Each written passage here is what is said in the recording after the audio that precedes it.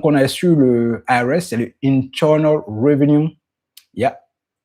Internal Revenue something. Voilà. Donc, allez, regardez ici. Nous sommes ici, les brackets qui sont ici, ça c'est 2024. 2024 tax rate for single taxpayer. Ce qui est là, si vous êtes célibataire, voilà, on prend quelqu'un qui est célibataire, effectivement, c'est ce qu'on va trouver si on prend un célibataire. Si ce gars, si ses revenus sont compris entre 0 et 11 000 $, il paye 10%. Ça, c'est uniquement pour le gouvernement fédéral. Hein. Voilà. Ce que je vais vous montrer ici, c'est d'abord pour le gouvernement fédéral.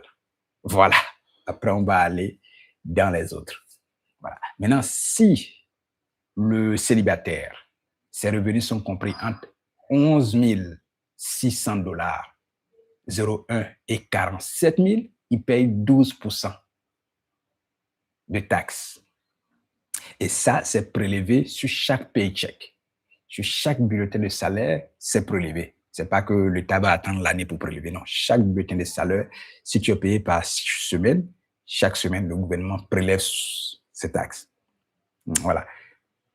On continue. Si l'individu qui est célibataire, ses revenus sont compris entre 47 151 $ et 100 000 $, il paye 22%.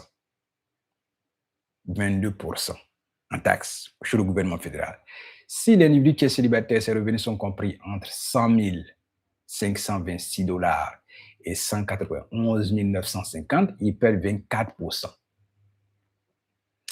L'individu a 191 951 $ et 243 725, il paye 32%. Donc, comprenez que les tax rates aux États-Unis vont de 10% à 37% selon votre revenu. Voilà. Donc, selon votre revenu, déjà, si vous êtes situé dans ça c'est annuel. Les salaires que vous voyez ici, ça c'est annuellement. Donc, annuellement, si vous êtes situé dans de tels intervalles, dans de tels brackets, voici le pourcentage de taxes que tu dois payer. Voilà. On continue. Ça, c'est pour un individu qui est célibataire. C'est qu'on vient de voir. On va aller sur le tableau suivant. Bon, eux-mêmes ont essayé de faire un calcul ici avec quelqu'un qui gagne 58 000, mais après, on va refaire un calcul avec une autre somme. Voilà. OK. Maintenant, allons. Marry filing jointly or qualify surviving spouse.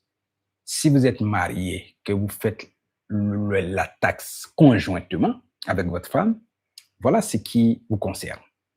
Si votre revenu est entre 0 et 23 200 $, vous payez 10%. Entre 23 201 et 94 300, vous payez 22%. Entre 201 000 et 383 900, vous payez 24%. Si vous faites les taxes conjointement, vous pouvez être marié et puis chacun va faire ses taxes de l'autre côté, l'autre aussi va faire ses taxes. Dans ce cas précis, si vous faites ça conjointement, voilà. Donc, comprenez que les taxes aussi vont toujours de 10% à 37% selon votre revenu conjointement mis ensemble. Married, le second tableau, c'est married filing separately.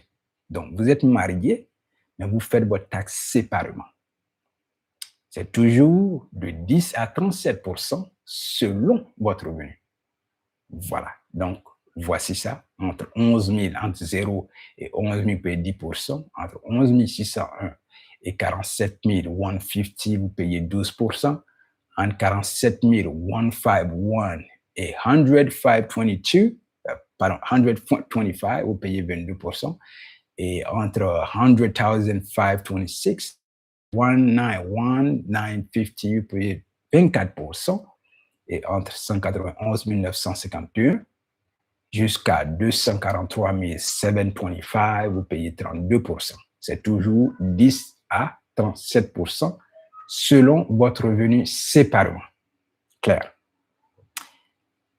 Head of household. Ici, si vous êtes